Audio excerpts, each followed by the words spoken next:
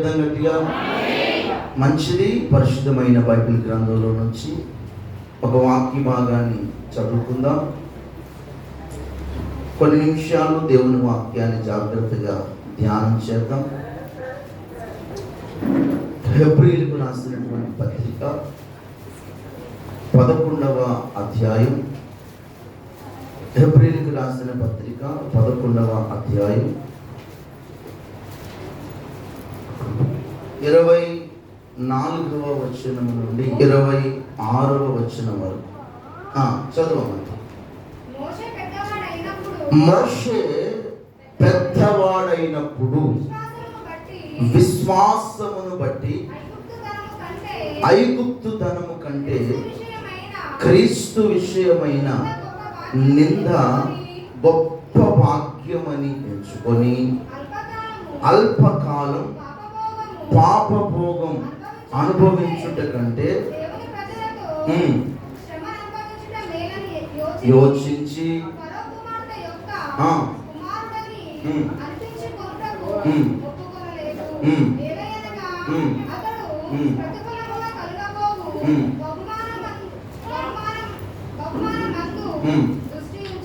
మంచిది. దేవునికి స్తోత్రం కలుగును గాక. హల్లెలూయా. మోషే పెద్దవాడయ్యాడు. మోషే ఏమయ్యాడట? అతని బాల్య దశ ఏమిటి? ఏ పొజిషన్లో నుంచి పెద్దవాడయ్యాడు? అతడు పెద్దవాడైనప్పుడు అతనుకున్న స్థితిగతులు ఏమిటి అనేది మనం ఆలోచన చేస్తే, మోషే పుట్టినప్పుడే అతని మీదికి మరణ శాసనం వచ్చింది. మోషే పుట్టినప్పుడే అతని మీదికి మరణ శాసనం వచ్చింది. ఎప్పుడైతే మోషే పుట్టాడో ఈజిప్ట్ దేశాన్ని పరిపాలించే వారిని అందరినీ ఫరోస్ అంటారు. ఫరో అనేది నామం కాదు, పేరు కాదు. ఆ దేశంలో పరిపాలించే రాజులని ఫరో అంటారు. ఆ ఫరో ఒక ఆజ్ఞని జారీ చేశాడు. ఏమిటి ఆజ్ఞ అంటే, చిన్న పిల్లలందరినీ, పుట్టిన మగ పిల్లలందరినీ కూడా చంపేయాలి అని ఒక ఆజ్ఞ జారీ చేయబడినప్పుడు మోషే పుట్టడం జరిగింది. మోషే మగపిల్లవాడు కనుక తన తల్లిదండ్రులు అతన్ని చక్కగా ఒక జమ్ము పెట్టిన సిద్ధం చేసి ఆ జమ్ము పెట్టిలో దాచిపెట్టారు. 3 నెలలు వరకు దాచారు, కానీ ఆ తర్వాత దాచలేకపోయారు. ఎందుకు? పెద్దోడైపోతున్నాడని. ఇక వీడు బతుకు ఏమైతే అది అయ్యింది అని తల్లి కూడా తండ్రి కూడా ఇక నీ స్థితిగతులు మాకు అర్థం కావాలని వదిలేశారు నీళ్ళల్లో. మోషే యొక్క పరిస్థితి ప్రారంభం ఆ పుట్టుక దినాలే మరణం అతన్ని వెంటాడుతూ వచ్చింది. వదిలేసిన తర్వాత ఆ నైలు నదిలో జమ్ము పెట్టిన వదిలేస్తే తేలుకుంటూ ఆ ఫరో కుమార్తె స్నానం చేస్తుంటే నదిలో అక్కడికి వెళ్ళడం, ఆమె చూడటం, అబ్బా అని చాలా ముద్దుగా ఉండటం చూసి ఆ మోషేని రాజగృహానికి తీసుకొని వెళ్ళారు. దేవునికి స్తోత్రం కలుగును గాక. దాదాపుగా ఈజిప్ట్ దేశంలో 40 సంవత్సరాలు మోషే యువరాజుగా పనిచేశాడు. ఎన్ని సంవత్సరాలు? 40 సంవత్సరాలు యువరాజుగా ఐగుప్తు దేశంలో ఉన్నాడు. ఈజిప్టు దేశపు యొక్క పద్ధతులన్నీ తెలుసుకున్నాడు. మంచి జ్ఞానవంతుడు, మంచి విద్యావంతుడు, మంచి తెలివైన వాడు. స్తోత్రం కలుగును గాక. హల్లెలూయా.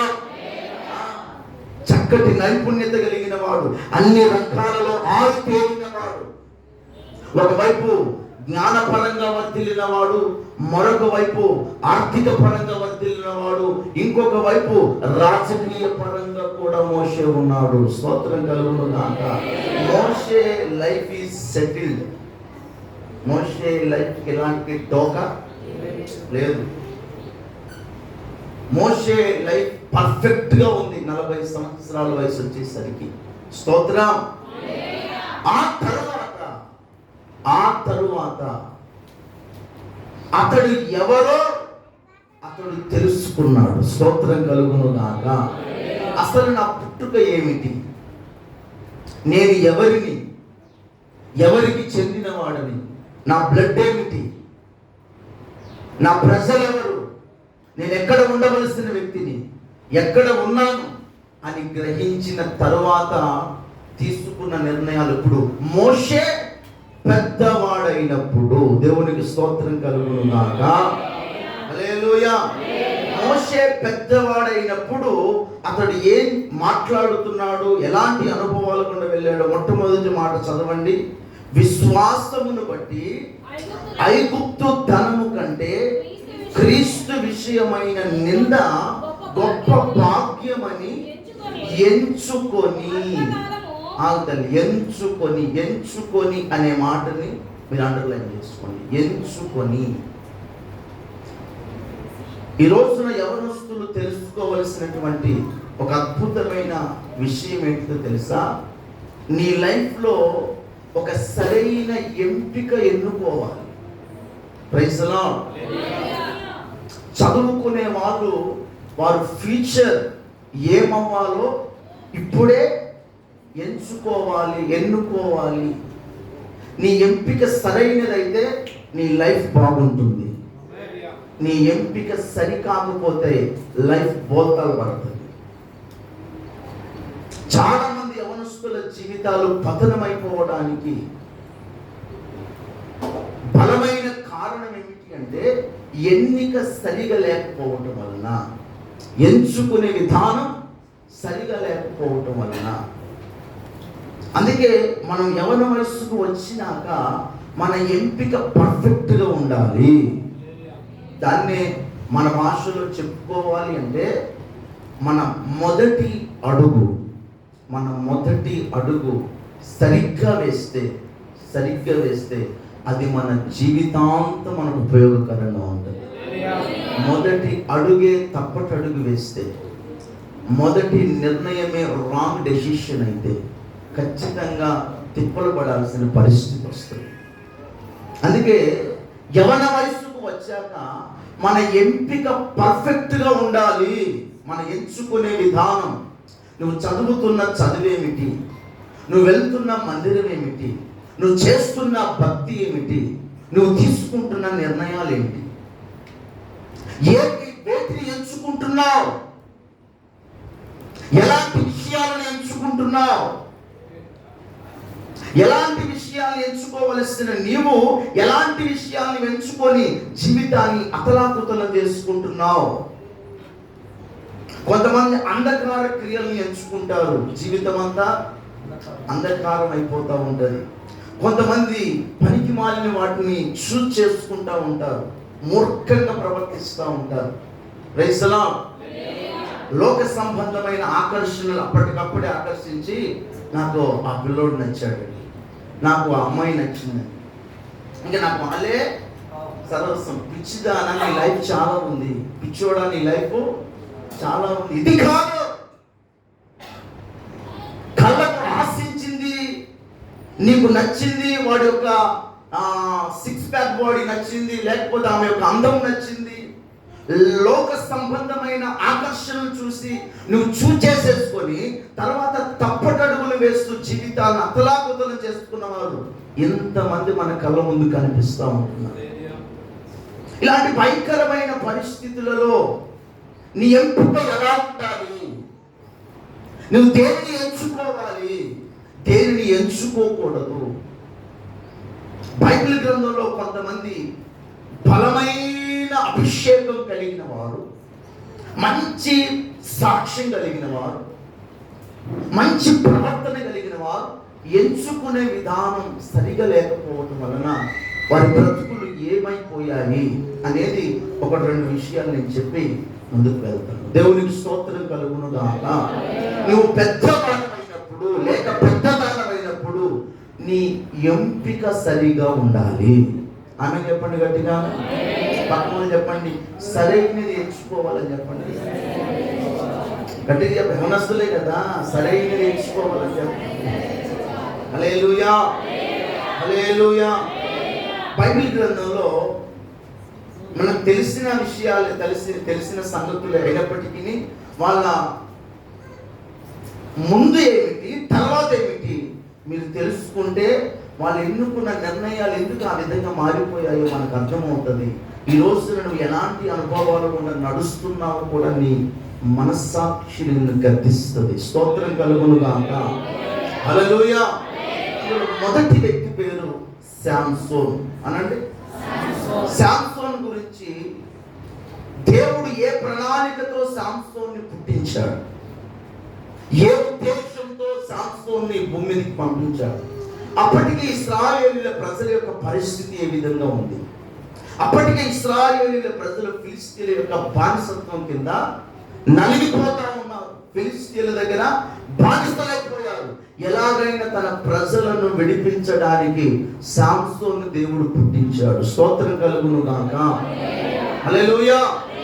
అతడు పుట్టించినప్పుడు బైబిల్లో రాయబడిన విషయం న్యాయాధిపతుల గ్రంథం 13వ అధ్యాయం 5వ వచనం చదవండి. దానికి ముందుగా ఒక మాట మిమ్మల్ని అడుగుతాను. రెఫరెన్స్ ఎక్కువ చెప్పాలా తక్కువ చెప్పాలా? చెప్పండి కొంచెం. ఏమన్నా రెఫరెన్స్ ఎక్కువ చెప్పాలా తక్కువ చెప్పాలా అమ్మా? అంటే ప్రూఫ్స్ కావాలి మనకి. స్తోత్రం కలిగి ఉంది కాక. హల్లెలూయా. రైట్, ఇప్పుడు చదవండి. న్యాయాధిపతుల గ్రంథం 13వ అధ్యాయం 5వ వచనం. నీవు గర్భవతివై కుమారుని కందువు, అతని తల మీద మంగళ కత్తి వేయకూడదు. ఆ బిడ్డ గర్భమున పుట్టినది మొదలుకొని దేవునికి నాజీరు చేయబడిన వాడై ఫిలిష్తీయుల చేతిలో నుండి ఇశ్రాయేలీయులను రక్షింప మొదలు పెట్టును. దేవునికి మహిమ కలుగును గాక. ఒకసారి గట్టిగా హల్లెలూయా చెప్తామా? శాంసోన్ని దేవుడు ఎందుకు ఈ భూమి మీదకి పంపిస్తున్నాడు అంటే కేవలం ఇశ్రాయేలీయులని ఫిలిష్తీయుల చేతిలో నుండి విడిపించడానికి. స్తోత్రం కలుగును గాక. శాంసోన్ పట్ల దేవునికి ఉన్నటువంటి ఒక మంచి ప్రణాళిక, మంచి ఉద్దేశం, మంచి ఏర్పాటు ఈ రోజున నీ పట్ల నా పట్ల దేవుడు ఒక మంచి ఉద్దేశంతో ఈ భూమి మీదకి మనల్ని పంపించాడు. గట్టిగా చప్పట్లు కొట్టి ప్రభువుని కనపరుస్తున్నాం. నేనంటాను, ఎవరు అన్ఎక్స్పెక్టెడ్ గా ఇక్కడికి రాలేదు. దేవుని అనాది ప్రణాళిక చొప్పుననే మనం ఇక్కడ చేర్చబడి ఉన్నాము. ఆమేన్. హల్లెలూయా. నీ పట్ల ఒక దేవునికి ఒక మంచి ప్లాన్ ఉంది. నా పట్ల దేవునికి ఒక మంచి ప్లాన్ ఉంది. ఆ ప్రణాళికలు నెరవేర్చడానికే జగతికి పునాది వేళ్ళ పడక మునిపే దేవుడు మనల్ని భూమి మీదకి పంపించడం జరిగింది. మరొక మాట చెప్తాను, ₹1,00,00,000 మాట. నీ భవిష్యత్ ఏమిటో నీకు తెలియదు, కానీ నీ భవిష్యత్ ఏమిటో ఆయనకు బాగా తెలుసు. నువ్వు ఏమై కావాలో ఆయనకు బాగా తెలుసు.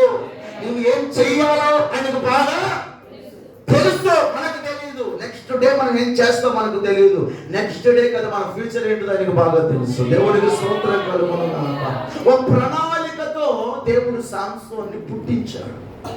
పుట్టక మునిపే ప్రవచనం, అమ్మా నువ్వు గర్భవతి అవుతావు, కొడుకుని కంటావు, కొన్నిన కుమారుడు తల మీదికి మంగళ కత్తి రాకూడదు, అతడు నాజీరు చేయబడిన వాడు, అతడు ఫిలిష్తీయుల చేతిలో నుండి ఇశ్రాయేలీయులను విడిపిస్తాడు. స్తోత్రం కలుగును గాక. సో శాంసోన్ ఎవరు అంటే ప్రతిష్ఠించబడిన వాడు అనండి. చెప్పండి, అందరు బాగా చెప్పాలి. మరొక మాట 13వ అధ్యాయం 24వ వచనం కూడా చదవండి. ఆ స్త్రీ కుమారుని కని సంసోను అని పేరు పెట్టెను. ఆ బాలుడు ఎదిగినప్పుడు యెహోవా అతనిని ఆశీర్వదించెను. దేవునికి మహిమ కలుగును గాక. ఒకసారి గట్టిగా హల్లెలూయా, హల్లెలూయా. ఒకటి ప్రతిష్ఠించబడిన వాడు, రెండు దేవుని చేత ఆశీర్వదించబడిన వాడు అనండి. ఎవరు? ఒకటి, రెండు దేవుని ఆశీర్వదించబడిన, ఒట్టిగా అనకూడదు, దేవుని చేత ఆశీర్వదించబడిన వాడు. ఆశీర్వాదాలు 3 రకాలు. ఒకడు మనుషుల ఆశీర్వాదం, 2 దేవుని ఆశీర్వాదం, 3 సైతాన్ ఆశీర్వాదం.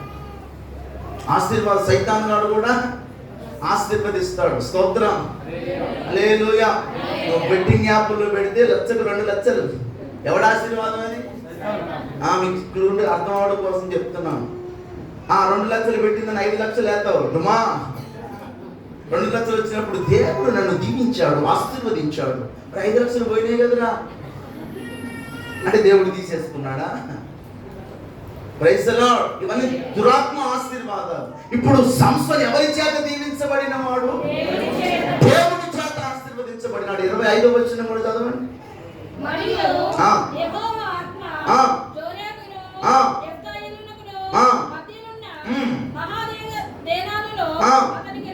అతనిని రేపుటకు మొదలుపెట్టెను. ఎవరు? దేవుని ఆత్మ. స్తోత్రం కలుగును గాక. అంటే ఇప్పుడు సంసోను ఎవరు? దేవుని ఆత్మ కలిగిన వాడు. ఆమె చెప్పండి గట్టిగాను. హల్లెలూయా. ప్రతిష్ఠించబడిన వాడు, ఆశీర్వదించబడిన వాడు. 3 దేవుని ఆత్మ కలిగిన వాడు. ఆమె చెప్పండి గట్టిగా. హల్లెలూయా. ఎంతటి విలువైన క్యారెక్టర్, ఎంత శ్రేష్టమైన గుణాలు కలిగిన వాడు సంసోను. మరొక మాట చెప్పనా, అందుకే మిమ్మల్ని అడిగే రెఫరెన్స్ ఎక్కువ కావాలా అని. మరొక మాట చెప్పనా, ఈ సంసోను సింహమును చీల్చిన వాడు. ఎవరట? చదవండి ఆ మాట. 14వ అధ్యాయం 5వ వచనం కూడా చదవండి.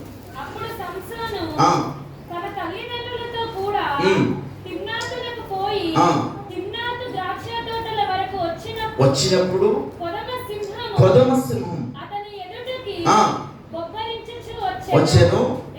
యెహోవా ఆత్మ అతన్ని ప్రేరేపింపగా అతని చేతిలో ఏమీయో లేకపోయినను ఒకడు మేక పిల్లను చీల్చున్నట్టు అతడు దాన్ని చీల్చెను. ఆమె చెప్పండి గట్టిగాను. ఆత్మ చేత బలమైన కార్యాలు చేయగలిగిన వాడు. ఆమె చెప్దామా గట్టిగా. హల్లెలూయా. సింహము చూస్తేనే మనకు 1, 2. హల్లెలూయా. ఏమంటే సింహము అరిస్తే ఎట్లుంటుంది? అక్కడ నిలబడతామా? అడ్రస్ కూడా మనం ఉండం. కానీ అది వస్తుంటే దానికి ఎదురుగా వెళ్ళి దాన్ని చీల్చి చెండాడాడు. అంటే దేవుని ఆత్మ ద్వారా, అతని సొంత బలం కాదు కానీ దేవుని ఆత్మ ద్వారా బలమైన కార్యాలు చేయగలిగిన వాడు. దేవుని ఆత్మ ద్వారా అసాధ్యమైన కార్యాలను కూడా నెరవేర్చిన వాడు సంసోను. మరొక సందర్భంలో ఫిలిష్తీయుల తోటలన్నిటినీ కూడా నక్కలు 300 నక్కల్ని పట్టుకున్నాడట. దేన్ని? నక్కలు తెలుసా? చూసారు ఎప్పుడైనా? నక్కలు చూసిన వాళ్ళు చేతులు ఎత్తండి. 1, 2. ఈ తరం వాళ్ళకి నక్కలు ఎలా కనబడుతుంది? Praise the lord. అంత జూ పార్క్ టైప్ మంది అయితే 300 నక్కల్ని పట్టుకొని ఆ నక్క తోక ఈ నక్క తోక 2 ముడేసి, అసలు నక్కలు చూస్తేనే దడపడుతుంది. వాటిని పట్టుకొని నక్కని కుక్కలాగా పట్టుకొని, ఎలా పట్టుకున్నాడు? నక్కల్ని కుక్కలాగా పట్టుకొని ఆ తోక ఈ తోక ముడేసి మధ్యలో దివిటి వెలిగించాడట. ఏంటిది ఆ మైండ్? ఏంటిది నాకు అర్థం కాదు. దివిటీలు వెలిగించి 300 నక్కల్ని, అనగా 150 జతల నక్కల్ని కట్టి దానికి దివిటి వెలిగించి ఫిలిష్తీయుల తోటల మీదకి వదిలేస్తే తోకలకి నిప్పు అంటిస్తే ఏ విధంగా ఉంటాయి? మాట్లాడండి. మనకి ఇంత అగ్గి పుల్ల దగ్గర మరి తోకలకి నిప్పు పెడితే ఎట్లుంటాయి? సంస్థలు గారు వందనాలని చెప్తున్నాయి. చెప్పండి ఏ విధంగా ఉంటుంది రేంజ్? మాకు ఎవరు అంటే అవి ఆర్పుకోవడానికి కూడా లేదు దాని ఛాన్సు. ఇప్పుడు ఇంటి తగ్గితే ఆ నక్క తగ్గుతుంది, అది ఇంటి తగ్గితే ఈ నక్క తగ్గుతుంది. ఆర్పుకోవడానికి కూడా ఛాన్స్ లేకుండా దేని మీద పడ్డాయి? తోటల మీద పడితే ఫిలిష్తీయుల తోటలని తగలబెట్టేశాడు. ఎవరు? ఒక్క సంసోను. దేవుని ఆత్మ వలన చేసిన ఘనకార్యాలు. హల్లెలూయా. ఆ రోజుల్లో సంసోను అంటే ఫిలిష్తీయులకి దడ. అంతటి ఉన్నతమైన కార్యాలు చేసినటువంటి సంసోను. ఇంకా మీకు అద్భుతంగా ఒక మాట చెప్పనా? గాడిద పచ్చి దవడ ఎముకతో 1000 మందిని చంపేశాడు. ఎంత స్టామినా కావాలండి. అంటే అవన్నీ ఎలా చేయగలిగాడంటే దేవుని ఆత్మ ద్వారా. రాయబడి ఉంటే దేవుని ఆత్మ ద్వారా, దేవుని అతని ఆత్మను ప్రేరేపించగా రేపగా. ప్రైజ్ ది లార్డ్, హల్లెలూయా. శత్రువుల గుండెల్లో నిద్రపోయాడండి. ఒక మాట చెప్పాలంటే శాంసోన్ పడుకుంటే శాంసోనే కల్లోకి వస్తున్నాడు. వాళ్ళకి ఎవరికి అసలు ఇది ఏం చేయాలరా బాబు అని అర్థం కాదా వాళ్ళకి. అంతటి స్థాయిలోనికి శాంసోన్ వెళ్ళడానికి గల కారణం ఏమిటో తెలుసా? అతని ప్రతిష్ట, అతని మీద ఉన్న దేవుని అభిషేకం, దేవుని ఆశీర్వాదం. దేవునికి స్తోత్రం కలుగును గాక. హల్లెలూయా. ఇంతటి ఉన్నతమైన అనుభవాల గుండా వెళ్తున్న శాంసోన్ యొక్క పరిస్థితిని ఒక్కసారిగా కొలాప్స్ అయిపోయింది. ఆ మాట కూడా మీకు చదివిస్తాను. 16వ అధ్యాయం 21వ వచనం చదవండి. 16వ అధ్యాయం 21వ వచనం చదవండి. అతనిని పట్టుకొని అతని కన్నులను ఊడదీసి వచ్చి ఇత్తడి సంకెళ్ళ చేత అతన్ని బంధించి అతడు బందీ గృహములో తిరగలి విసిరిన వాడు ఆయను. స్తోత్రం కలుగును గాక. What happened? కొదమ సింహాన్ని చీల్చిన వాడు, నక్కల తోకలను ముడిపెట్టి ఫిలిష్తీయుల తోటల మీదకి వదిలిన వాడు, గాడిద పచ్చి దవడ ఎముకతో 1000 మందిని చంపినవాడు ఇప్పుడు ఫిలిష్తీయుల చేతికి పట్టబడి కళ్ళు పీకేశారు, తర్వాత గుండు చేసేసారు. శాంసోను గుండోడైపోయాడు, 2 గుడ్డోడైపోయాడు. అంత మాత్రమే కాదు, అంతటి బలము కలిగిన శాంసోన్ని తిరగలి తిప్పుతున్నారట. ఏమైంది శాంసోన్? నీ బలం ఏమైంది? నీ ప్రతిష్ట ఏమైంది? నీ ఆశీర్వాదం ఏమైంది? ఏమైందో తెలుసా? అతడు ఎంపిక సరిగా లేదు. ఏమెంచుకున్నాడు శాంసోన్? 16వ అధ్యాయం 1వ వచనం చదవండి. ఏమెంచుకున్నాడు? గాజాకు వెళ్ళి వేశ్యను ఒకతిని చూచి ఆమె యొద్ద చేరెను. స్తోత్రం. ఎంపిక సరిగా లేదు. నా మీద దేవుడు ఒక గొప్ప భారాన్ని పెట్టాడు. నేను ఆర్డినరీ మనిషిని కాదు, నేను దేవుని ప్రణాళికలో ఉన్న వ్యక్తిని, దేవుని ఏర్పాటులో ఉన్న వ్యక్తిని. ఈ ప్రజలందరినీ ఫిలిష్తీయుల బానిసత్వంలో నుంచి నేనే విడిపించాలి. అందుకే దేవుడి అభిషేకం ఇచ్చాడు, ఈ బలం ఇచ్చాడు, ఈ జ్ఞానం ఇచ్చాడు అని కనీస జ్ఞానం లేకుండా, ఆలోచన లేకుండా, దేవుని అంటే భయం లేకుండా, చూడకూడని వాటిని చూసి ఎంచుకోకుండా ఉన్న వాటిని ఎంచుకున్నాడు. అందుకే యవన పిల్లలారా మీకు చెప్తున్న ఈ విషయం, ఈ యవన కాలంలో దేవునికి నువ్వు కావాలి.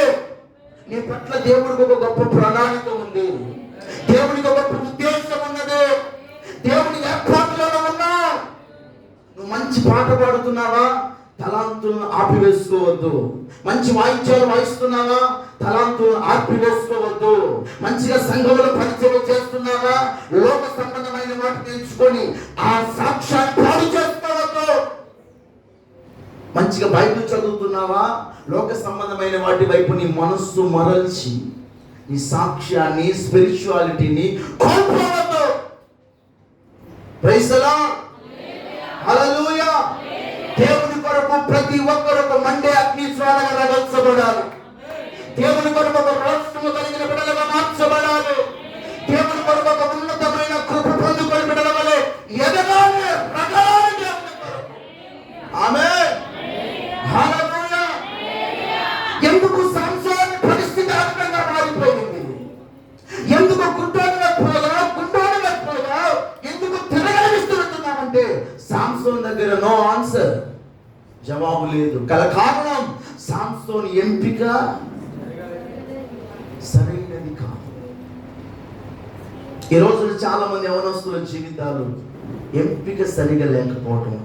కొంతమందిని అడిగితే ఏరా ఒకప్పుడు బాగా ఉండేటోడివి, ఇప్పుడు ఏమైంది బ్రదర్ అంటే అంతా అయిపోయింది. ఏమైపోయింది అంతా.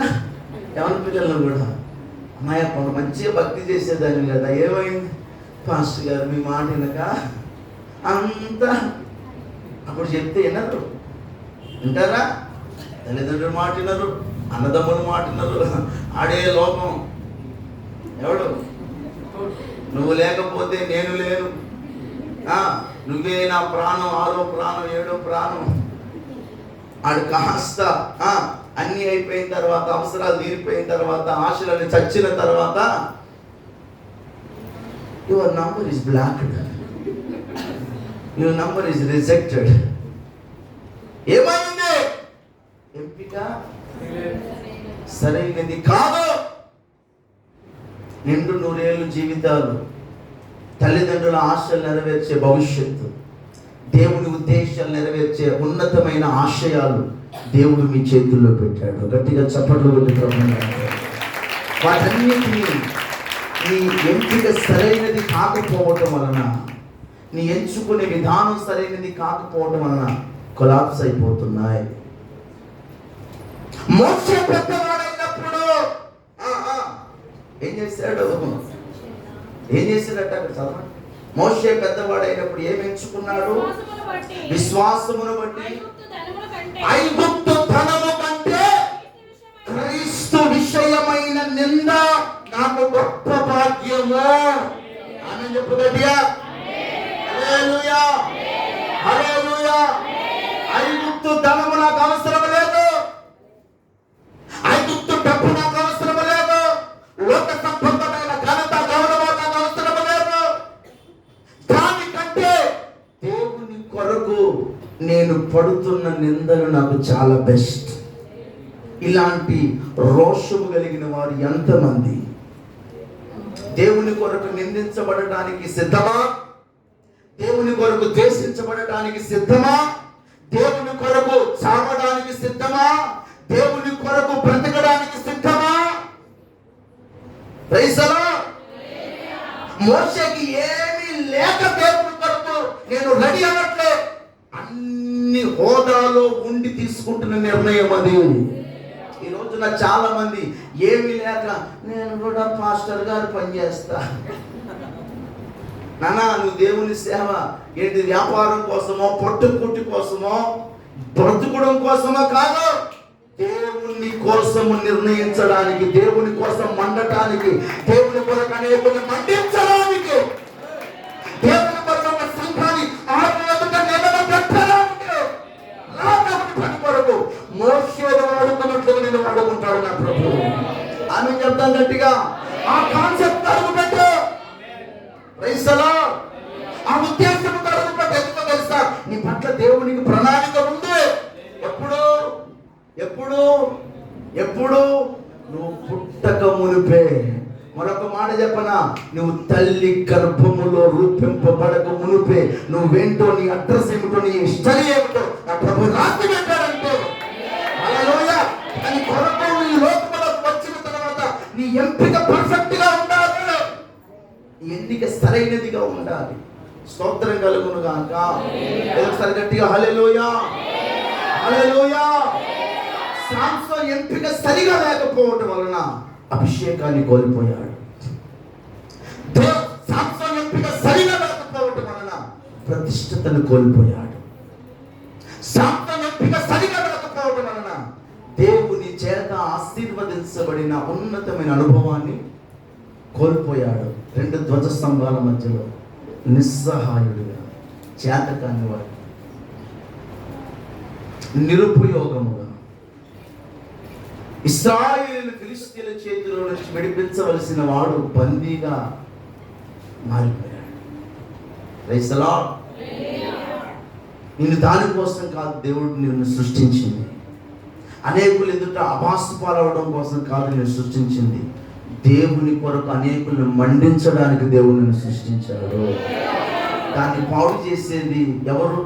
సాతానుగాడు పాడు చేశాడు. ఆ సామ్సోన్ని తనకు తానే పాడు చేసుకున్నాడు. అంటే ఆడి మీద నెట్టేస్తాం.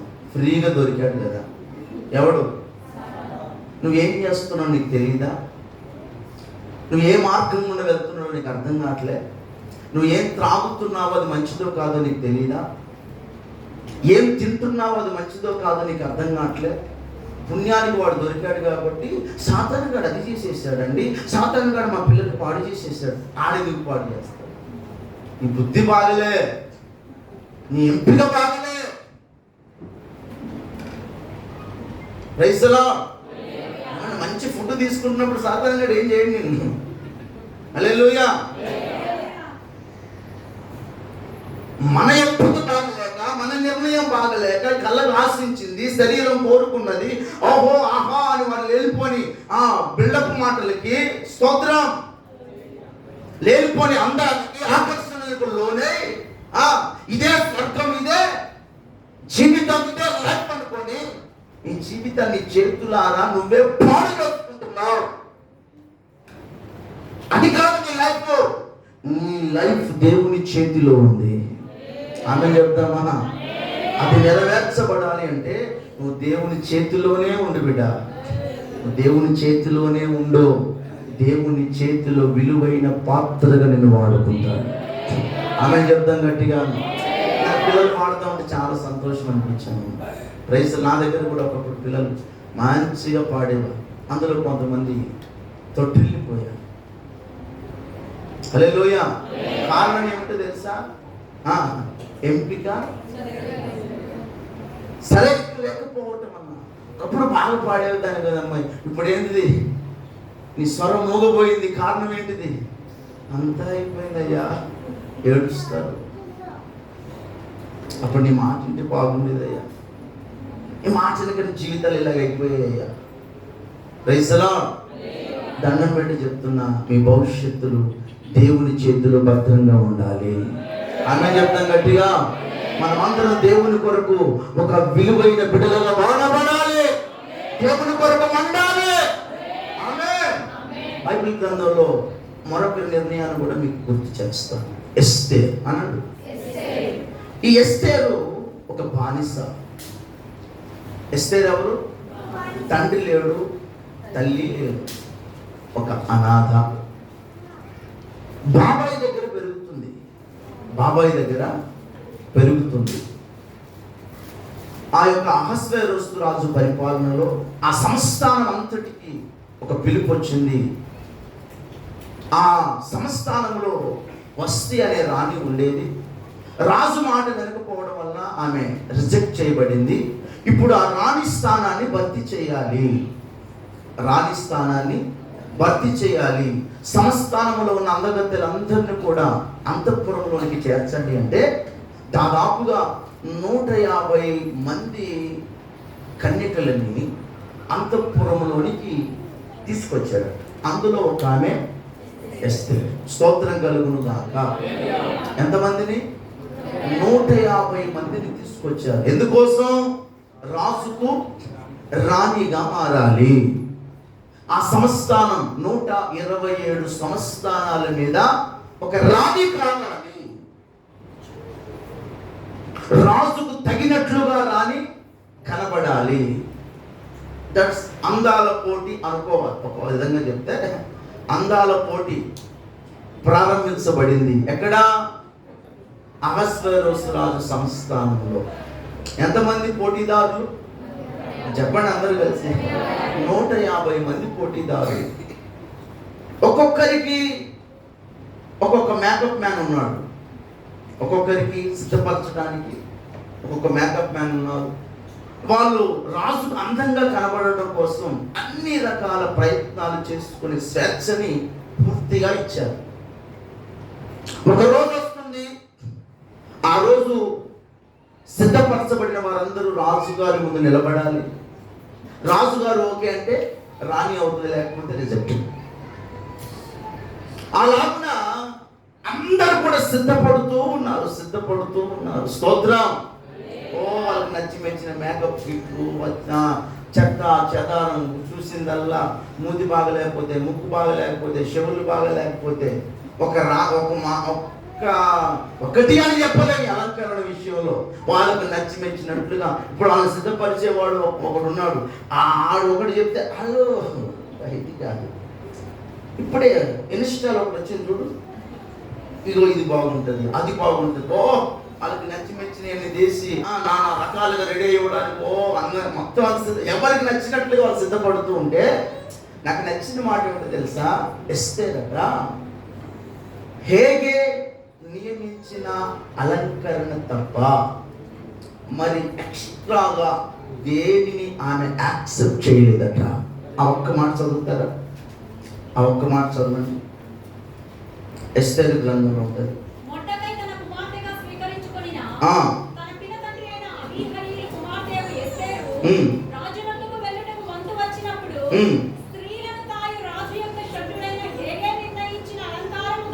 కొంచెం రెఫరెన్స్ చెప్తాలి. ఎస్తేరు గ్రంథం 2వ అధ్యాయం 15వ వచనమాట. ఇప్పుడు చదవమ్మా, చదువు. రాజునకు వెళ్ళుటకు వంతు వచ్చినప్పుడు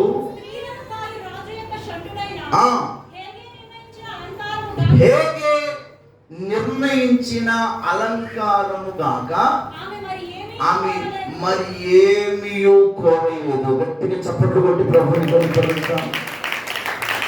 ఎంపిక, మన సబ్జెక్ట్ దేంట్లో ఉన్నాం? ఎంపిక, ఎన్నుకునే విధానం. ఆమెకు అన్ని ఆప్షన్స్ ఉన్నాయి ఎన్నుకోవడానికి. ఏదంటే అది కోరుకోవచ్చు, ఏదంటే అది వాడుకోవచ్చు, దేనికంటే అది చూస్ చేసుకోవచ్చు అందంగా కనబడటం కోసం. కానీ ఆమె దేనిని ఎక్స్ట్రాగా కోరుకోలేదు. తన నడిపించే నాయకుడు, తనను సిద్ధపరుస్తున్నటువంటి నాయకుడు ఏదైతే ఆమెకు ధరింప చేస్తున్నాడో, ఏ మెటీరియల్స్ అయితే ఇస్తున్నాడో వాటినే ఆమె అలంకరించుకుందట. స్తోత్రం కలుగును గాక. వాటిని ఎన్నుకుంది, ఎక్స్ట్రాగా దేనిని ఎన్నుకోలేదు. Praise the lord. ఒకసారి గట్టిగా హల్లెలూయా చెప్దామా? హల్లెలూయా. ఘాటుగా ఒక మాట చెప్పనా? ఘాటుగా మహాలని మాడిపోయేటట్టు చెప్తా. స్తోత్రం కలుగును గాక. దేవుడు మనల్ని సృష్టించినప్పుడు, ఈ భూమి మీదకి పంపించినప్పుడు, తల్లి గర్భంలో నుండి మనము ఏదైనా ఎక్స్ట్రా ఫిట్టింగ్ చేసుకోవడానికి బొక్కలు పెట్టి పంపించాడా ఈ భూమి మీదకి? చెప్ప. చెవులకి ఏమైనా బొక్కలు పెట్టాడా? ముక్కుకు పెట్టాడా? ముక్కుకి పెట్టలేదు. స్తోత్రం కలుగును గాక. ఎక్కడ ఏ రంధ్రం ఉండాలో ఆ రంధ్రాన్ని ఉంచాడు. ఇప్పుడు నువ్వు ఎక్స్ట్రాగా బొక్కలు పెట్టుకుంటున్నావు అంటే అదేంటిది? దేవుని చిత్తములో లేని వ్యవహారం అది. స్తోత్రం. అర్థమైందా? ఓకే, నేను రాను, ఇటు వచ్చేస్తా. మీకు అర్థమైంది సార్? దేవునికి మహిమ కలుగును గాక. Praise the lord. ఇప్పుడు హేగే ఎస్తేరు ఎవరి నడిపింపులో ఉంది? చెప్పాలి. హేగే నడిపింపులో ఉంది. హేగే వేటిని పెట్టుకోమంటే అవే పెట్టుకుంటుంది, వేటిని ధరించమంటే అదే ధరిస్తుంది. ఇక ఆ పక్కనున్న 149 మంది కూడా పొట్టోళ్ళు, కొంతమంది పొట్టోళ్ళు కూడా ఉంటారు. ఇప్పుడు రాజు దగ్గర కనపడాలంటే ఏమంటారు? నాకు పేరు తెలియదు. రాజుగారు వేసుకొని ఉంటారు. స్తోత్రం కలుగును గాక. ఉంటారా? ఉంటారండి. హల్లెలూయా. ఓన్ డిసైడ్ ముందుగా స్వేచ్ఛ ఉంది కదా. Praise the lord. ఇక నానా రకాలుగా వెళ్తున్నారు, కనబడుతున్నారు. రాజు రిజెక్ట్ చేస్తున్నాడు. అందరు వంతులు అయిపోతున్నాయి. ఎస్తేరు వంతు వచ్చింది. దేవునికి మహిమ కలుగును గాక. హల్లెలూయా. ఎస్తేరు వంతు రాగానే రాజు చూసిన మరుక్షణమే తన రాజదండాన్ని చాపాడట. కొట్టుగట్టిగా చప్పట్లు, కొట్టుగట్టిగా. స్తోత్రం కలుగును గాక. హల్లెలూయా. ఒక అనాథ బాగా పెంపకములో పెరుగుతున్న ఒక యవన బిడ్డ, ఒక కన్యక, స్తోత్రం కలుగును గాక, తన ఎంచుకున్న ఎంపికను బట్టి 127 సంస్థానాలకు రాణిగా మారిపోయింది. గట్టిగా చప్పట్లు. నా ప్రియ సహోదరుడు సహోదరి, నీ పట్ల ఉన్న దేవుని ప్రణాళిక నెరవేర్చబడాలంటే నీ ఎంపిక. నీకు అన్ని ఆప్షన్స్ ఉంటాయి లోకంలో. నువ్వు ఆడిందే ఆట, పాడిందే పాట కావచ్చు. నిన్ను అడిగేవారు, క్వశ్చన్ చేసేవారు ఎవరు లేకపోవచ్చు. దేవుని బిడ్డలైతే దేవుని భయము కలిగి నా దేవుడు చూస్తున్నాడన్న భయముతో బ్రతకాలి. ఆమె చెప్తామా గట్టిగా? కొంతమంది ముదుర్లు ఉంటారండి, కొంతమంది ముదుర్లు ఉంటారు. అమ్మ మాట విన్నారు, డాడీ మాట విన్నారు, అన్నల మాట విన్నారు. నా నిర్ణయమే పైన నిర్ణయం, అది కాదమ్మా ఇది అంటే మూలను కూర్చుంటారు, పోయి అన్నం తినరు, అలుగుతారు. మొండలు అలాంటి వాళ్ళు నాకు అనిపిస్తుంది అండి. ఏస్తు రక్తమే జయం. ఒక చిన్నపాటి బెల్ట్ తీసుకొని ఈ విమానం మాత్రం మోగిస్తే దేవునికి మహిమ చక్కగా అవుతారు. కానీ పాపం తల్లిదండ్రులు కదా, ప్రేమ కదా, ఒక్కతే కూతురు కదా, అల్లారు ముద్దుగా పెంచుకునే అమ్మాయి కదా, స్తోత్రం, ఏమనకుండా గారాభిస్తాం చూడండి. ఆ గారాభమే నెత్తినెక్కి కూర్చుంటుంది ఒక రోజున. ఆ ప్రియమైన దేవుని బిడ్డలారా, యవన జీవితాలు ఆశీర్వాదకరంగా ఉండాలి, దీవెనకరంగా ఉండాలి. ప్రతి తల్లి తండ్రి పిల్లల మీద ఎన్ని ఆశలు పెట్టుకొని వాళ్ళని చదివిస్తారు. వీళ్ళు కష్టపడతారు, వీళ్ళు రెక్కలు ముక్కలు చేసుకుంటారు. కానీ వీళ్ళ కష్టం ఏ రోజు పిల్లలకి తెలియనిస్తారండి. వాళ్ళు ఎక్కడ పాసి పని చేస్తారో తెలియదు, ఎక్కడ రాత్రులు నిద్రలు తప్పుకొని డ్యూటీలు చేస్తారో తెలియదు. కానీ పిల్లలు హ్యాపీగా పడుకోవాలని కోరుకుంటారు. ఆ బాధ వాళ్ళకేమి, హాస్టళ్లలో ఉండి విచ్చలవిడిగా తిరిగి నానా రకాలైన అలవాట్లకు బానిసలై ఎంతమంది జీవితాలు పాడైపోతున్నాయి. సరే, లోకం సంగతి పక్కన పెడితే దేవుని పిల్లల్లో కూడా దరిద్రం వచ్చేస్తుంది, సంఘంలోకి దరిద్రం వచ్చేస్తుంది. అందుకే యవనస్తుల కూడికలో ప్రతి ఒక్కరితో నేను మాట్లాడుతున్నటువంటి శ్రేష్టమైన మాట, నీ ఎంపిక పర్ఫెక్ట్ గా ఉంటే నీ భవిష్యత్తు బాగుంటుంది. ఆమె చెప్తాం గట్టిగాను. హల్లెలూయా. ఎన్నుకునే విధానం సరైనదైతే నీ జీవితం ఒక ఉన్నతంగా ప్రభు తీర్చిదిద్దుతాడు. ఎంపిక రాంగ్ అయితే లైఫ్ లాంగ్ కష్టాలు పడాల్సి వస్తుంది బిడ్డ. స్తోత్రం కలుగును గాక. హల్లెలూయా. ఎలాంటి ఎంపికలను ఉండాలో తెలుసా? ఎస్తేరు హేగే అలంకరించిన అలంకరణలోనే ఉంది, హేగే నడిపింపులోనే ఉంది. స్తోత్రం. దాని అర్థం ఏమిటో తెలుసా? నీ సేవకుడు నడిపింపులోనే నువ్వు బ్రతుకు, దేవుని వాక్యం నడిపింపులోనే నువ్వు బ్రతుకు. నీ బ్రతుకు ఆశీర్వాదకరంగా ఉంటుంది, దీవెనకరంగా ఉంటుంది. కొన్నిసార్లు సేవకులు గద్దిస్తారు, ఖండిస్తారు, బుద్ధి చెప్తారు. అమ్మాయి ఇలా ఉండకూడదు, ఇలా మాట్లాడకూడదు, ఇలా నవ్వకూడదు, ఇలా జీవించకూడదు అని కొన్ని హెచ్చరికలు చెప్పినప్పుడు మూతి తిప్పకూడదు. ఐ యాక్సెప్టెడ్, నేను అంగీకరిస్తున్నాను అని శిరస్సు వంచి ఎవరు లోబడతారో వాళ్ళ బ్రతుకులు దీవెనకరంగా ఉంటాయి. ఆమె చెప్తాం గట్టిగా. హల్లెలూయా, హల్లెలూయా. అందుకే బైబిల్లో ఒక మాట రాయబడి ఉంటుంది, పరిశుద్ధులు కొట్టుట తైలాభిషేకం అట. దేవునికి స్తోత్రం. కానీ ఈరోజు యాక్సెప్ట్ చేస్తారా? కొట్టేది ఆగేందుకు.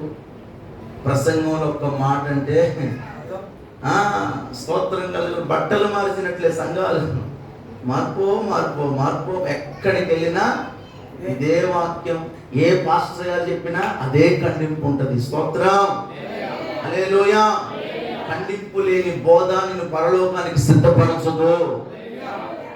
అన్నిటికీ నామూచిగా ఉండి అన్ని అంగీకారం నువ్వు ఏం చేసినా పర్వాలేదనే బోధ నిన్ను నిత్య నరకంలోనికి నడిపిస్తుంది. అందుకని నువ్వు ఖండింపు కావాలా, ఐస్ చేసి వ్యవహారం కావాలా? అలా సిద్ధపడాలి. హేగే నియమించిన అలంకరణ తప్ప మరి ఏది ఆమె కోరుకోలేదండి. అద్భుతం. 150 మందిలో తానే సెలెక్టెడ్ పీపుల్గా మారింది. ఆమె చెప్పు గట్టిగా. హల్లెలూయా. ఈ సందర్భంలో ఒక సాక్ష్యం చెప్పాలి. స్తోత్రం కలుగును గాక. హల్లెలూయా.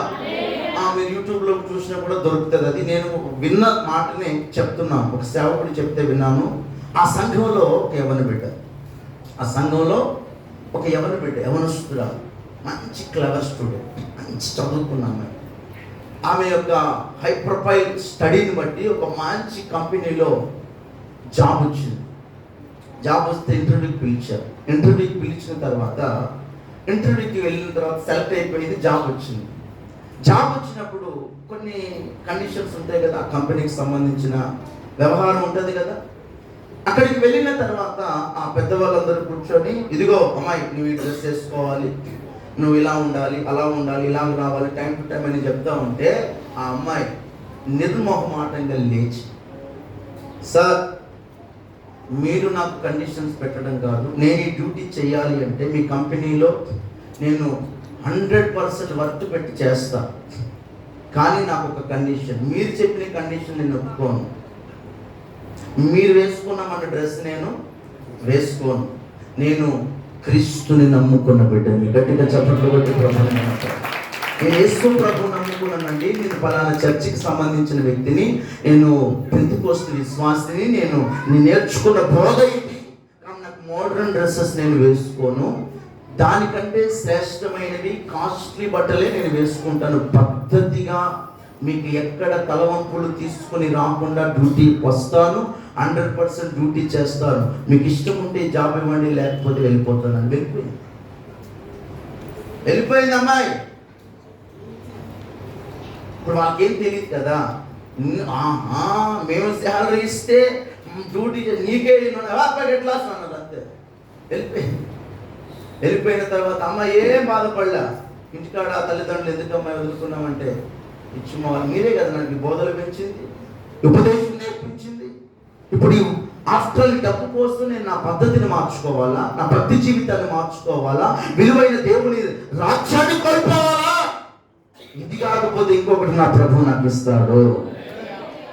చూసింగ్ ఎంపిక అంటున్నాను నేను, నిలబడింది. ఆ మధ్య వాళ్ళతో వీళ్ళతో ఫోన్లు చేపిస్తున్నారు, రావచ్చు కదా, వాళ్ళు చేయట్లేదు, వీళ్ళు రావచ్చు కదా, చేయొచ్చు కదా, మంచి లైఫ్ని పాటు చేసుకుంటున్నావు పిల్ల, రామ్మాయి పక్కన వాళ్ళు చేస్తూ ఉంటే, నా కండిషన్స్ ఒప్పుకుంటే వస్తా, లేకపోతే నాకు అవసరమే లేదు. 15 రోజుల తర్వాత ఆ కంపెనీ మేనేజర్ ఫోన్ చేసి, అమ్మాయి అమ్మా నీ ఇష్టం వచ్చినట్లుండు, నీ స్కిల్స్ బాగున్నాయి, వర్త్ బాగుంది, నువ్వు మా కంపెనీలో జాబ్ చేయాలి. గట్టిగా చెప్పండి. హల్లెలూయా. నేను అంటున్నాను, నీ నిర్ణయములో నీ ఎంపిక పర్ఫెక్ట్గా ఉంటే నీ భవిష్యత్తు దేవుడు తీర్చిదిద్ది పెడతాడు. ఆమె చెప్తాం గట్టిగా. హల్లెలూయా. సామ్సన్ ఎంపిక బాగలేదు, విలువైన జీవితం కోల్పోయాడు. ఎస్తేరు ఎంపిక పర్ఫెక్ట్ గా ఉంది, రాణిగా మార్చబడింది. గట్టిగా చప్పట్లు కొట్టి ప్రభువుని పలుకుతాను. సో నా ప్రియమైన దేవుని బిడ్డలారా, ఈ రోజు నీ ఎంపిక ఏది? ఎలాంటివి ఎంచుకుంటున్నావు?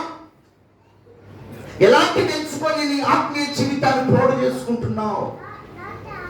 దేవుని ఉద్దేశాన్ని పట్ల అమోఘంగా ఉంటే వాటిని కాస్త పోగొట్టుకొని ఎలాంటి నిర్ణయాలు తీసుకుంటున్నావు? ఒకసారైనా ఆలోచన చేసావా? స్తోత్రం కలుగును గాక. ఇదొకసారి గట్టిగా హల్లెలూయా చెప్తామా? ఇలా చెప్పుకుంటూ పోతే బైబిల్ గ్రంథంలో చాలా మంది ఎంచుకునే విధానం బాగలేకపోవడం వల్ల జీవితాలు కొలాప్స్ అయిపోయారండి.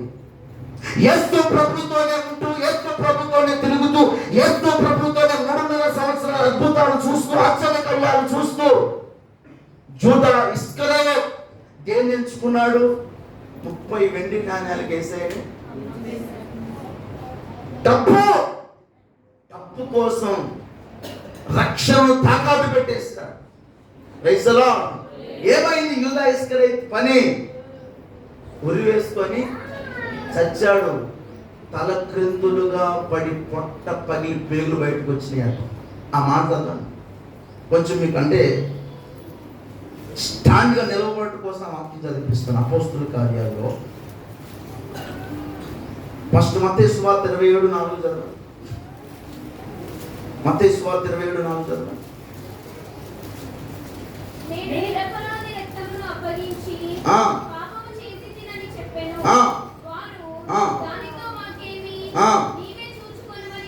చెప్పగా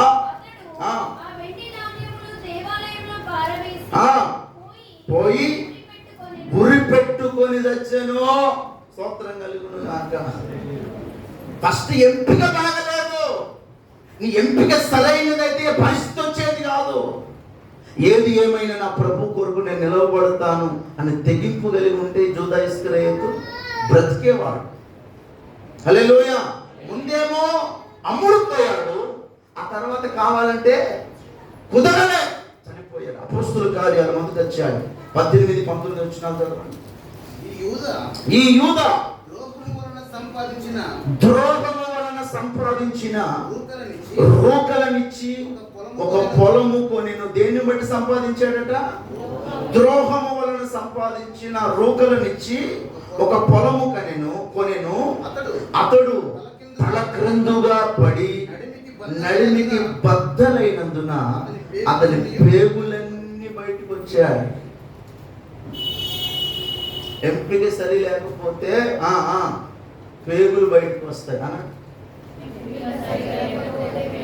నీ ఎన్నుకునే విధానం సరైనది కాకపోతే పేగులు బయటకు వస్తాయి. ప్రాక్టికల్గా రాకపోయినా ఏడ్చి చస్తాం. అవునా కాదా? స్తోత్రం కలుగును గాక. హల్లెలూయా. అందుకే వీటన్నిటిని గమనించినటువంటి మోషే పెద్దవాడైనప్పుడు ఐగుప్తు ధనము కంటే క్రీస్తు విషయమైన నింద నాకు గొప్ప భాగ్యమని ఎంచుకున్నాడట. గట్టిగా చప్పట్లు కొట్టి ప్రభుని కనపరుస్తాం. హల్లెలూయా, హల్లెలూయా, హల్లెలూయా. యోసేపు జీవితంలో కూడా మనం చూసినట్లయితే అతడు ఆ దేశములో ఆ పొతిఫెర్ ఇంట్లో గొప్ప స్థానంలో ఉన్నాడు. పొతిఫెర్ ఇంట్లో మంచి పొజిషన్లో ఉన్నాడు. ఏమి లేనివాడిగా లేడు. ఒకప్పుడు బానిసగా అమ్మివేయబడ్డాడు. నమ్మకంగా ఉన్నాడు. నమ్మకత్వాన్ని బట్టి పొతిఫెర్ ఇంట్లో మంచి పనివాడిగా ఉన్నాడు. ఒక మాట చెప్పాలి అంటే ఆ ఇంట్లో ఉన్న వ్యవహారం అంతా తన భార్య తప్ప మిగిలిన వ్యవహారం అంతా కూడా ఎవరికి తెలిసిందట?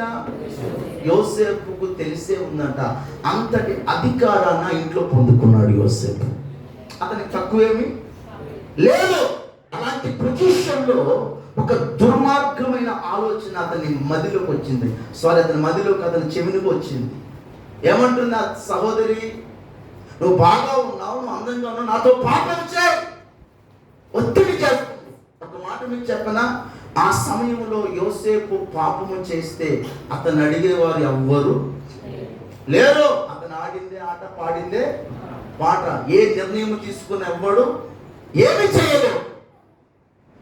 ఆ ఇంటి యజమానులాగే తప్పు చేయమంటే ఇంకా హ్యాపీగా ఉండవచ్చు యోసేపు. ప్రాక్టికల్ లైఫ్ లో చూస్తే హల్లెలూయా, ఇంకా హ్యాపీగా ఉండవచ్చు, ఇంకా ఎంజాయ్గా ఉండవచ్చు.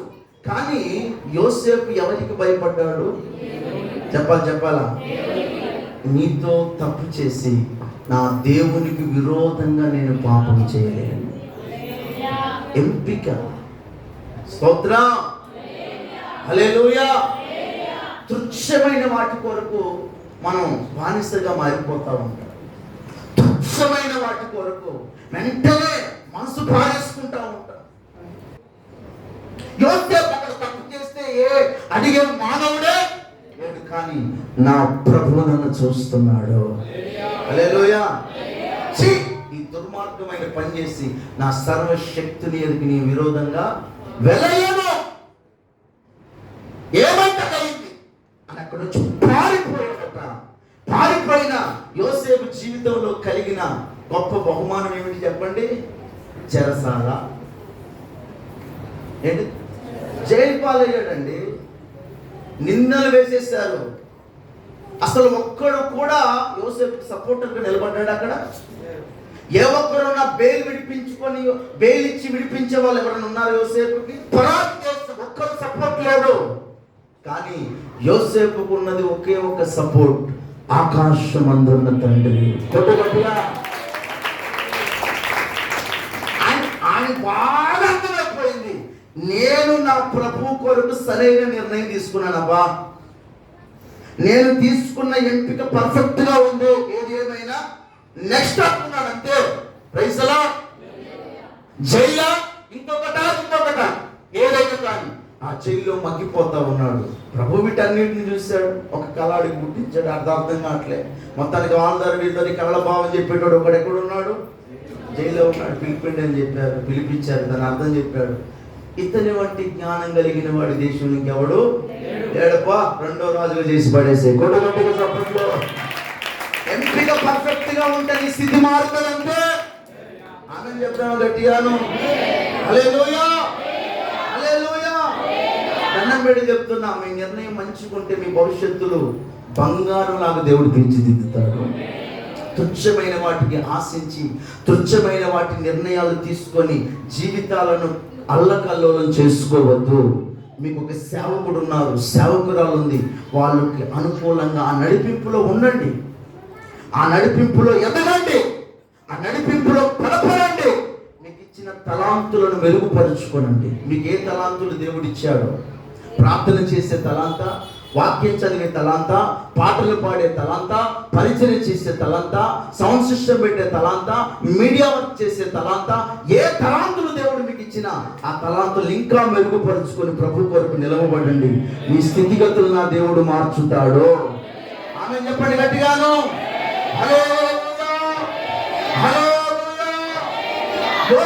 చరిత్ర మారిపోయిందంటే ఎంపిక సరిగా ఉండాలా? ఆమె చెప్తాం గట్టిగా.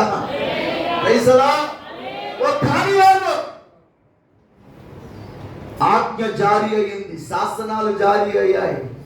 ప్రార్థన చేస్తే చెప్పండి సింహాల బోనులో వేసేస్తాం. అలాంటి ఒక ఆజ్ఞ ఈ రోజుల్లో జారీ అయితే నిలవబడేవారు ఎంతమంది? చేతులు ఎత్తుతారా? మీరు ప్రార్థనలకు వెళ్తే ఎలాంటి, నేను చెప్పే మాట, మీరు ప్రార్థనలకు వెళ్తే మిమ్మల్ని జైల్లో వేసేస్తాం అని ఒకవేళ ఆజ్ఞ వస్తే నిలవబడేవారు ఎంతమంది? చేయొద్దని చూద్దాం. 1 2. ఓ యేసు రక్తం. దేనికోసం భక్తి? మా సంఘాన్ని ఇదే క్వశ్చన్ అడిగా. మా సంఘాన్ని అదే ఆజ్ఞ జారీ అయితే నిలవబడేవారు ఎంతమంది అంటే చిన్న పిల్లలు మొదలుకొని లాస్ట్ వరకు చేతులు ఎత్తారండి. నాకు ఎంత ఆనందం అనిపించిందో తెలుసా? Praise the lord. ఎందుకంటే ప్రభు కొరకు మరణించడానికి కూడా రెడీ. మా ఎంపిక, మా నిర్ణయం అది. హల్లెలూయా. దానియేలు నిలబడ్డాడు. రే మీరు ఏమన్నా చేసుకోండి, నేను చేసే ప్రార్థన మాత్రం ఆపే ప్రసక్తే లేదు. యథావిధిగా అతనికి అలవాటు ప్రకారంగా రోజుకు 3 సార్లు ప్రార్థన చేయడం మొదలు పెడితే అవన్నీ కూడా రికార్డ్ చేసుకుని వెళ్ళి రాజుగారి దగ్గరికి చెప్పేశారు. అయ్యా నీ మాట లెక్క చేయలేదు, నీ శిష్యుడే నీ దగ్గర ఉన్నవాడే అని చెప్పగానే మొత్తం పిలిపించాడు. రాజు నిజమేనా? నిజమే. పట్టి సింహాల బోనులో వేసేస్తారు. బయట వాళ్ళంతా సంబరాలు చేసుకుంటున్నాడు. ఇక పని కేల్కతం దుఃఖం పొంది అనుకున్నారు. Praise the lord. సింహాల బోనులో అడుగు పెట్టగానే ఒక్క సింహం కూడా మారు మాట్లాడట్లేదే. నోర్లు ముయ్యబడ్డాయి. నోర్లు స్తోత్రం. ఏ సింహం నోరు తెరవట్లే? కారణం ఏమిటో తెలుసా? కొదమ సింహమైన దేవుడు ముందే అందులో వెలుగుతున్నాడు. ఈ నిర్ణయం సరైనదైతే ఏ ఆపద నేనేం చేయలేదండి. Praise the lord. హల్లెలూయా. నీ చుట్టూ కొంతమంది ఈ స్టడీ వర్క్స్ లో కొంతమంది పనికిమాలాల మధ్యలో మన సీటు పడుతుంది. మంచోళ్ళ మధ్య పనికిమాలాల మధ్యలో వేసినా కూడా వీళ్ళు కొన్ని ఒక రోజు 2 రోజులు బాగానే స్వత్రం హల్లెలూయా అంటారు. 3వ రోజు హాయ్ అబ్బా కలిసిపోతాం. ఆలోకం మాలోకం ఏ లోకం వెళ్ళిపోతారు. ఇది హల్లెలూయా. నేను అంటాను ప్రభు కొరకు ఒక సరైన నిర్ణయం తీసుకో. నీ సీటు ఎక్కడ పడిన వజ్రలా బతుకు బిడ్డ. నీ భవిష్యత్తు దీవెనకరంగా ప్రభు మారుస్తాడు. యూదా గోత్రపు సింహమైన దేవుడికి పెడితే సింహాలకు నోరు మూసేస్తే ఒక సేవకుడు ఏం చెప్పాడో తెలుసా? ఆ రాత్రంతా సింహాలన్నిటిని బెడ్ పరుపు చేసుకున్నాడట దానియేలుగా. బెడ్ పరుపు చేసుకుని హ్యాపీగా పడుకున్నాడట రాత్రంతా. లేచాడట తెల్లవారేసరికి. అది ఎప్పుడు లేచాడు? ఆ రాజు నిద్ర పట్టలే, బయట ఉన్న రాజుకి మొత్తం ఆయుధాలను ఆపించేశాడు. ఈయనకు గుండెల్లో టెన్షన్ కొట్టుకుంటున్నా, మా వాడు బతికాడా లేదా అని లోపల. సర్వశక్తి దాసుడైన దానియేలు, నీ దేవుడు నిన్ను బ్రతికించాడా అని మెల్లగా పిలుస్తామంటే రాజు చిరంజీవి అగునుగాక. గట్టిగా దానియేలు సింహాలు ఏం చేయలేదు. నన్ను ఏం చేస్తే నేను నా దేవుడి దృష్టికి నిర్దోషిని కనుక ఇవి నన్ను ఏమీ చేయను. ఎంపిక పర్ఫెక్ట్ గా ఉండాలి, ఎంచుకునే విధానం పర్ఫెక్ట్ గా ఉండాలి. స్తోత్రం కలుగును గాక. అద్భుతం చెప్పనా, సింహాల బోనుకు వెళ్ళక ముందు ఉన్న దానియేలు కొంచెం వరకే దీవెనకరంగా ఉన్నాడు. సింహాల బోనులో నుంచి బయటకు వచ్చిన తర్వాత ఆ దేశములో ప్రధానుడిగా మారాడు. హల్లెలూయా. చూసి కరెక్ట్ గా ఉంటే నీ భవిష్యత్ దీవెనకరంగా ఉంటుంది. ఎంచుకునే విధానం. దేవునికి స్తోత్రం కలుగును గాక. అప్రియమైన దేవుని బిడ్డలారా, ఈ రోజున దేన్ని ఎంచుకుంటున్నావు? లోక సంబంధమైనవి నీకు ఆకర్షణీయంగా కనబడవచ్చు, కానీ అన్ని ఎంచుకొనదగినవి కావు. వేటిని ఎంచుకోవాలి, ఏ మార్గాల గుండా వెళ్ళాలో దైవజనుడు దేవుని వాక్యముతో నీకు బోధిస్తూ ఉన్నప్పుడు ఆ మార్గాల గుండానే వెళ్ళు. నీ భవిష్యత్ దీవెనకరంగా మార్చబడుతుంది. మోషే ఐగుప్తు ధనము కంటే క్రీస్తు విషయమైన నింద గొప్ప భాగ్యమని ఎంచుకున్నాడు. దేవునికి స్తోత్రం కలుగును గాక. ఆమేన్ చెప్తామా గట్టిగాను? హల్లెలూయా. దేవుని ప్రజల కొరకు నిలవబడ్డాడు మోషే. దేవుని కొరకు నిలవబడ్డాడు మోషే. తన వ్యామోహాల వైపు పరుగులెత్తలేదు మోషే. స్తోత్రం కలుగును గాక. మరొక మాట చెప్పనా, గెహజీ ఎవరో తెలుసా? ఒక మంచి మంట మండి సేవకుడి దగ్గర అసిస్టెంట్. ఎలీషా గారి యొక్క పరిచారకుడే గెహజీ. చెప్పండి ఎవరు? మరి గట్టిగా చెప్పొచ్చుగా. ఆకలేసే వాళ్ళందరూ ఒకసారి గట్టిగా అనేది చెప్పండి. యథార్థం ఒప్పుకున్న తల్లి ఎవరు? Praise the lord. యథార్థవంతులను దేవుడు ఆశీర్వదిస్తాడట. హల్లెలూయా. ముగిస్తా. ఇంకో సెక్షన్ ఉంది, కంటిన్యూషన్ మెసేజ్ ఉంటుంది. ఏం టెన్షన్ పడకండి. దేవునికి స్తోత్రం కలుగును గాక. హల్లెలూయా. గెహజీ ఎవరండి? ఎలీషా గారి పరిచారకుడు. ఎలీషా ముగ్గురండి అన్న, ముగ్గురండి.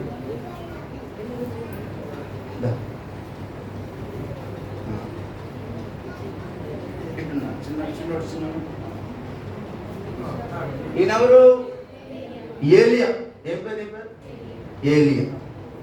ఏలియా గారి దగ్గర పరిచారకుడు డబల్ ఉన్నాడుగా మనిషి.